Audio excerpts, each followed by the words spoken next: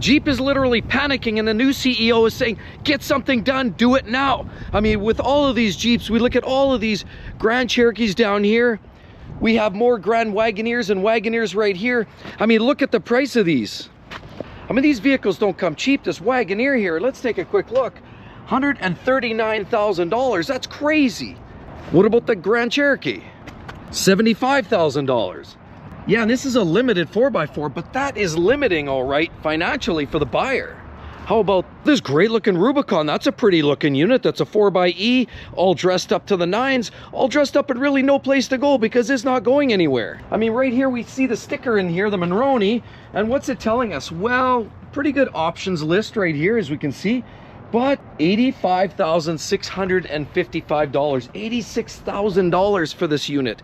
$86,000. Sure, it's a hybrid. Sure, you get that extra spare tire, but my goodness, that's big money. So what's Jeep gonna do differently from here on? I mean, let's face it, it's not just Jeeps. I mean, since we're out here, I mean, look at all these vehicles. Look at all these Challengers, Chargers. We have all these vehicles, all of those. Oh, look at that. That's a little Tenali with a Dodge badge on it. And look, we have all of these Durangos here, clearly not selling either. And over here, look, more Jeeps. We have Jeeps, Grand Cherokees. We have more Grand Cherokees, Durangos, Wranglers, and even more down here. Another Wrangler. Right here, we have more Jeeps. Clearly we have a couple of Compasses, as we see right here, and another one dressed in white. I mean, these vehicles aren't all that popular, and they're priced way too high in my opinion. But look, we see even more Jeeps. As you walk down here, we see Compass, we see Wranglers. Here's a Sahara, another Sahara. There's a Willys right here and a Rubicon. And literally the list goes on and on and on. But yet, Jeep's not selling their vehicles. There's a few main reasons why that is. Number one, cost of living is way too high. People are starting to run out of money. They're dry. The other problem is Jeep, Stellantis, Ram, that whole brand has been trying to promote themselves as a more premium brand, and they've been charging too much money for these vehicles. Now this is where the rubber hits the road. See, part of the problem with these vehicles is the quality's not quite there. People are starting to catch on, and Jeep, Ram, Chrysler, Stellantis, they literally have a reputation for building products that are going to need a lot of warranty recalls. You better buy your extended warranty, but that's not what this is about. What this is about is they're charging way too much money. But we know Grand Cherokees as well as Wranglers get all the airtime. What about a vehicle like this and the Compass? I mean, there's just some people that want a small SUV like this that just fits the bill. They don't have a ton of money to spend, but they wanted to get into something with the branding, and this might represent that price tag. Well, let's take a look here. Compass North 4x4, and we have a price tag of $41,590. But there's another one right over here. This one's a little bit more dialed in. You can see it's a little bit more dressed up. And this one here is a Compass Altitude 4x4, and this one is listed at $47,260. Wow, 50 grand plus extras plus taxes. You're out the door $55,000, $60,000 for this. No wonder people aren't buying. And so the theme goes on. We have more Compasses, another Compi right here, and that's just what's going on. If you don't have 50 grand to spend, don't even bother with that. If you don't have 80 grand to spend, don't get into a Willys. If you don't have 90 grand, don't even bother looking at the Rubicons 4xe. You're almost at 6 figures to get into one. That's with their V6. We're not even talking about their hot V8 engine. Clearly they've got some damage control to do. They're panicking. Customers are mad. They don't want to pay this kind of money, so they're looking for deals. People want incentives and better deals. None of this, you know, $1,000 off nonsense. To me, that's a slap in the face. Nobody wants that. People want real deal. I mean, here's Willys, clearly not a high end. This is sort of lower to mid-level Jeep Wrangler right here. And we could talk about some of the discounts. There are discounts, in fact, and some incentives that Jeep's trying to promote. Pelosi, CEO there, is trying to pump up their tires. So apparently they're looking at adding about $3,000 to 2024 model Wranglers like this, just standard Wranglers.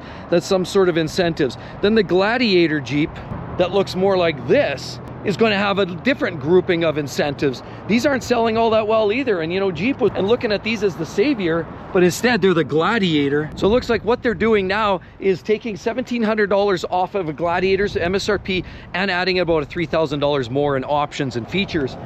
Maybe trying with the equivalent of $4,000 to $5,000 incentive to get people to start buying these again. I think they're going to need a lot more than that, in my opinion. I think you need to chop this at least by 30%. Then you'll see some people stepping into the door and start buying these. And then the ever popular Grand Cherokee here, there's lots of these kicking around too. they're actually trying to incentivize these by knocking about an additional $4,000 off of the base sticker price for these vehicles, hoping people are going to start keep buying these again. But quite honestly, at $70,000, $80,000 for these vehicles, you're in BMW X5 territory, almost basic BMW X5. You're in Audi SQ territory. You're definitely in Mercedes territory. And clearly, this is not the same category of vehicle. They're trying to pitch it that way. They need to chop these prices down at least 25% off the top if they're hoping to make any sales on these types of vehicles right here. Like right here, for example. Let's take another look. Okay, what do we got here? Okay, this one's 66 grand. That's talking a little bit, still kind of pricey. We're dealing with 4x4. This is a pretty standard looking unit. Nothing too crazy going on here. This is a Grand Cherokee, as you see right here. They've got some glossy rims on there. It's a good looking unit, but it's clearly not where people are still paying, because at 66 grand, it's still 75K out the door. So that's still too much money, way too much money for these. Chop a third, 25% off, then you'll see some sales. Now we're seeing a lot of these prices, I'm telling you, are in Canadian dollars, but Filosa's saying basically they're looking at trying to get this, even the Compass, down about $2,500, $2,600. So they're down around that 25,000 or 26 grand base MSRP is where they're trying to get this vehicle to appeal to that entry-level Jeep buyer, somebody looking for value, looking for an opportunity to get a good deal. Because currently, at the price point we're looking at, up to $47,000 Canadian, there's no value or no good deal going on there. Now, overall Jeep sales are down from 23 to 22 by about 6%.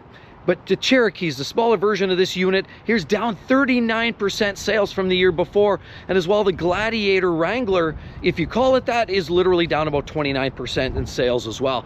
Clearly a steep decline. Third and fourth quarter of 2023, we saw a huge hit, and it was all of a sudden a huge wake-up call for Jeep and Stellantis to get their car in gear and pedal to the metal to try to make some sales. They've even engaged the Maserati folks and the Alfa Romeo folks to come on over as part of Stellantis and bring the North American experience and give it an extra punch, because clearly they need all of the horsepower they can get to try to strategize for their sales. Here's a strategy for you. In my opinion, stop charging so much for these vehicles. I mean, there's no wonder you see Rams all over the lot like this, and more Ram. And just when you saw enough Rams, there's more Rams. Rams. You got half-ton, three-quarter. You've got 4x4 bighorns like this.